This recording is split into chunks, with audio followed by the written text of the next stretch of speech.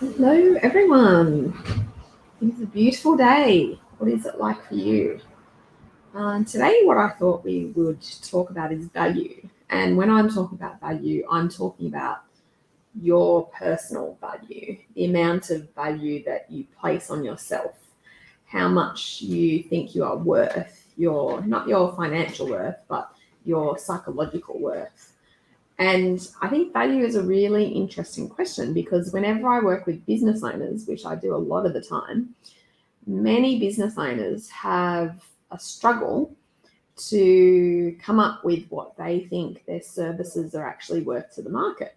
So when they're coming up with a new service or they're creating a new business, even from scratch, and they're putting something out there into the marketplace, there's usually very low confidence levels in people doing this and going through this process because people are unsure about whether they should charge $100 or $1,000 or $500 or whatever the amount should be. They're unsure of their own personal value to the marketplace. And value is a really interesting conversation because in many situations, the person who's best placed to determine the value is actually the consumer. So I'll take an example in my life. So I'm a coach. I work mainly with executives and leaders and business owners and work in and around their well-being and a whole range of other elements in their life. And it can be really hard to come up with a figure that you should charge someone for coaching.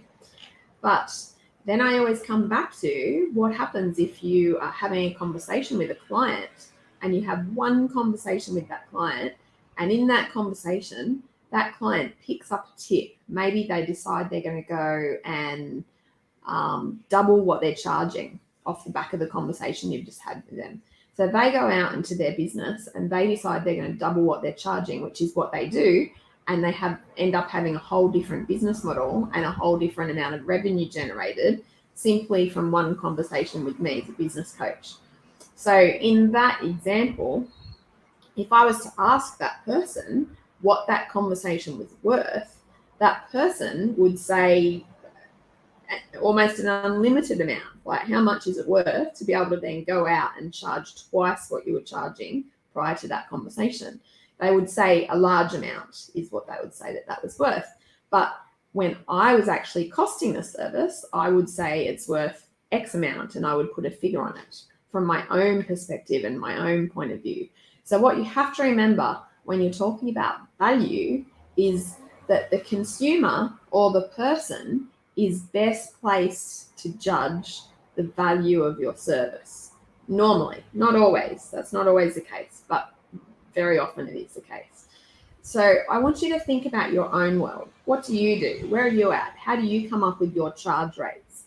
What is your hourly rate? What is your daily rate? What do you consider to be your worth? And is it something that you could look at increasing?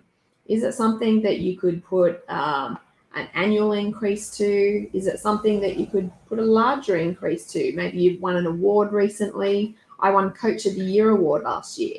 And so for me, that was amazing to be Coach of the Year.